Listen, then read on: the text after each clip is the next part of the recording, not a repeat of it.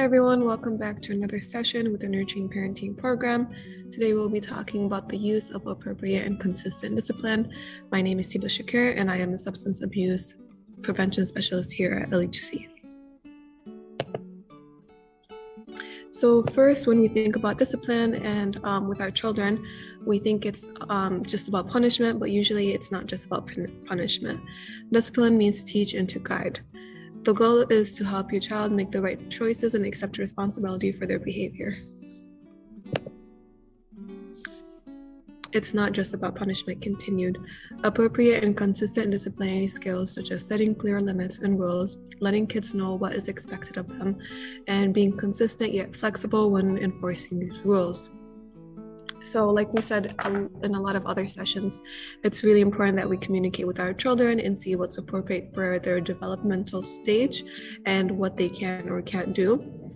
So with setting clear limits and rules, we can say maybe the TV has to be off at this time, the iPad or phone has to be off at this time, and that would be a very clear set in stone rule.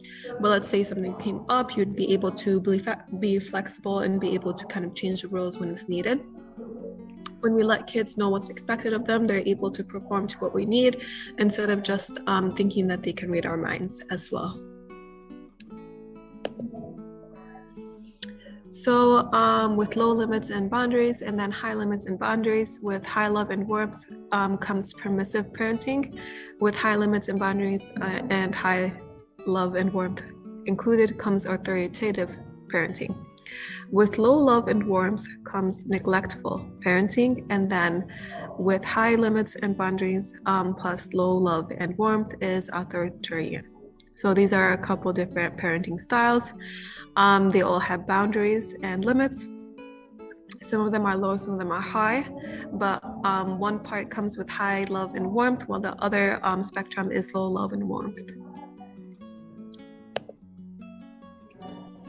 So discipline is one of the hardest and most important parenting responsibilities we have. We all have a different parenting style for disciplining our children. No one is right or wrong. Some of our practices have been learned from our parents, other parents we interact with, and even the media. As our children change and get older, so should our disciplinary practices. So something that might have worked when they were maybe 10 might not work when they're 18 and kind of exploring the world. So as they get older and you get older, it means you guys have to continue to grow and change with each other instead of just maybe your child growing and wanting to explore and you telling them no. We will go over parenting styles as well, and with parenting styles comes discipline and rules and morals with our families, and no one is really right or wrong unless we're neglecting or hurting our children. So first disciplinary style we'll talk about is hands-off parenting. This is also considered permissive parenting. So this is when the parent believes that they don't believe that there is much a parent can or shouldn't do to discipline their children other than be there in a loving and supporting manner. So with this is kind of maybe seeing your child as a friend, and instead of putting those limits and boundaries with your child, you kind of see them as, I'm their parent, but I'm very hands off. I don't really tell them what to do. I just kind of expect them to be able to do the right thing. And yes, children will usually do the right thing, but they do need kind of role models. They need boundaries, and they need parents who are very, very involved with them. The second one is the other end of the spectrum, which is a bit more authoritarian. So this is when you consider yourself the boss of your child. You believe that it's important to take charge of your child's life as they enter adolescence. And this is very difficult for a child who maybe has authoritarian parents, because when you kind of see your child as an extension of yourself, you're not only hurting your child, but you're also hurting yourself as a parent. So your child is going to grow up, they're going to have different opinions, different approaches to life. And if you can't accept that and not be able to acknowledge that and accept that, then you're hurting yourself with your child, because you're putting this limit onto yourself as a parent as well as your child. So it's not that you can't be in charge of your child, but you are their parent. So you do have a certain limit of authority over them, but you shouldn't feel like, okay, I'm the boss, whatever I say goes. You should be able to kind of give and take with your child as well. Look at this one. Let's work together. This is a collabing with your child, collaborative. You believe that you need to bring guidance, rules, and involvement in the life of your teenager. And this is also kind of a friendship, but it's more like you're able to give and take with your child. You're able to maybe understand each other. So you say, an example of this would be maybe they want the time they have to go to sleep or the time they can go out to change. You can say, okay, if you give me a valid reason and I'm able to contact whoever you're with, then yeah, of course, as long as you're safe. Versus the other spectrum, which was the I'm the boss, so why I say goes. This is more of the middle. This is also the let's work together approach. The collaborative parents believe that parents must set the rules and have high standards for their children. But at the same time, parents should think about their child's needs, feelings, and opinions. Parents don't always have to be right. And I think this might be a generational thing where you grow up with your parents kind of telling you, I'm always right, I know what's best for you. And of course, parents have the hindsight that children might not be able to have with life and life experiences.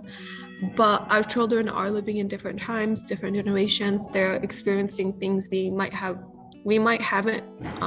not have experienced, and they're also experiencing things we might never experience. So we really have to keep that in mind when we think of what's working with our children. Is it always important to be in the right when you're a parent? Not necessarily. The same way a child could be wrong, you could be wrong as well. We're all human. Being a parent doesn't take away from being able to make mistakes.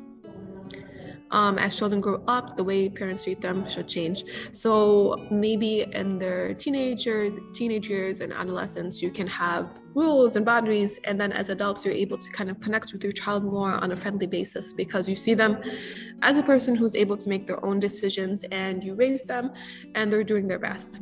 Versus maybe a child who needs you as a role model, who needs you to be there for them, and who does need rules.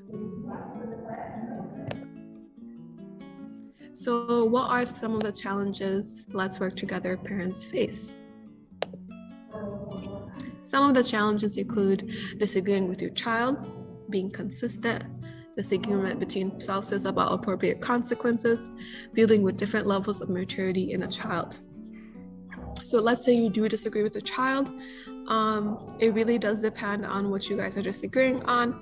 Maybe you guys are able to maybe you understand more about what's going on and you have more life experiences, so you're able to say, okay, in hindsight, I understand how you feel, but this is the right thing to do. With being consistent, sometimes it's very, very difficult to constantly be there for your child and be there for yourself as well. And with spouses come up disagreements because one spouse may think this is the correct way to discipline your child, and one spouse might think this is the right way to discipline your child, and you might not agree. But it is your job as parents to be able to find a middle ground and to be fair to your child. So it's really important that even if you as a spouse have a different idea of how discipline or raising your child looks like, that you're able to do what's best for your child and not just what you think is right.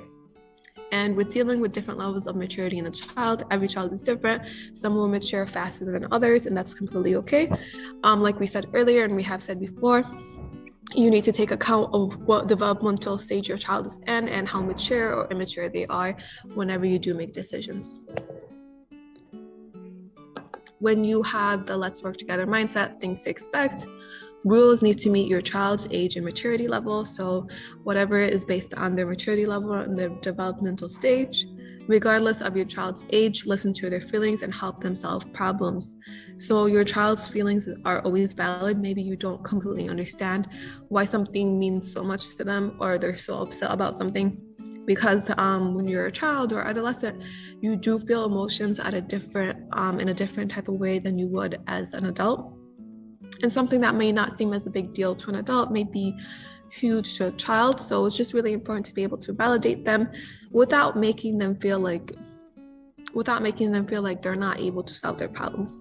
So it's not just validating their emotions and telling them, okay, you can feel what you want to feel, but it's also being able to sit down with them and say, okay, we can do this, or you can decide to do this, to kind of solve your problems. As children grow up and gain independence, they need parents to be less of managers and more of advisors.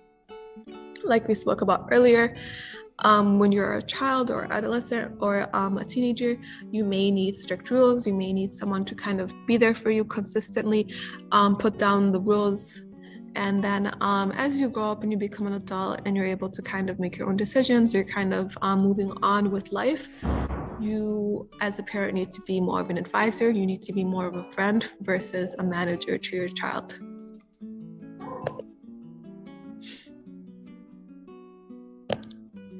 Have clear and positive standards for your child. Use do's instead of don'ts. Explain to your child that they need to do their best, and that you are there to help them do their best. When your child makes poor decisions or fails to meet your standards, let them know you're disappointed and that they will do better next time. So with this, it's not just screaming at them or telling them you're so disappointed with them. It's more of being, okay, you know what, I don't like that you did this. I'm upset with you, but I know that you'll do better next time. So it's not just putting them, it's not the full force of your anger and disappointment and just keeping it at that. It's more of being able to say, okay, I didn't like that you did that, but let me help you do better next time. What can I do to help you do better next time?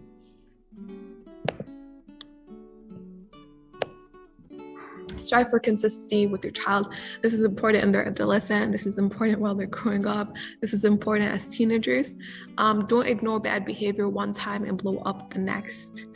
A lot of the times we're not really taught emotional regulation. We're not really taught what to do with our emotions.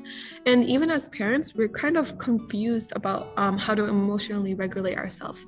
So maybe we're ignoring something, and then your child does something minor and you just explode. This isn't to say that you don't have the right to your own emotions or the right to be upset. You completely do. But when you let something go and then randomly blow up on your child, it's not only going to confuse them, but it's also going to change their attachment style as well. So it's just really important, be consistent. If you do feel like you're building things up, sit down, talk to your child, say this, how can we solve this? Instead of just maybe putting it inside of you and then waiting for something to happen, which will be the breaking point and might not make sense to your child. So your child is a child and they're not completely adults. They're not able to kind of understand life in the same experience you are. So just keep that in mind. They may do things that annoy you or irritate you, and it's completely fine to be irritated, but it's not fine to be okay with something one day and then the next day explode. Consistent and fair punishment teaches children that actions have consequences. It's really important that your child knows actions have consequences, and also positive behavior also has rewards. After punishment's over, have a discussion with your child about what happened. So not just you punish your child and then they know they can't do it in front of you, so they do it behind your back. It's just really important to be able to sit down and say, okay, you're punished because of this. What do you think about it? Maybe they have a different viewpoint of what happened or a different motive than you thought, and maybe you guys are able to understand each other in that moment. Explain your guidelines to people who spend time with your children. So it takes such a village to raise a child. It's really important that everyone knows your parenting style and that they shouldn't change it randomly on your child. That just because you might not be around, suddenly they can sleep anytime they want, or they don't have to do their homework. It's just really important that you keep a consistent cycle and schedule with them. And most importantly, and what we teach the most here, is be patient. Be patient with yourself, be patient with your child, be patient with everything going on.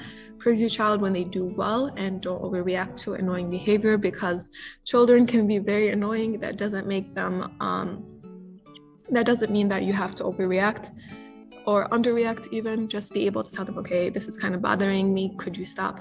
And if they don't stop, maybe remove yourself from that situation at the moment.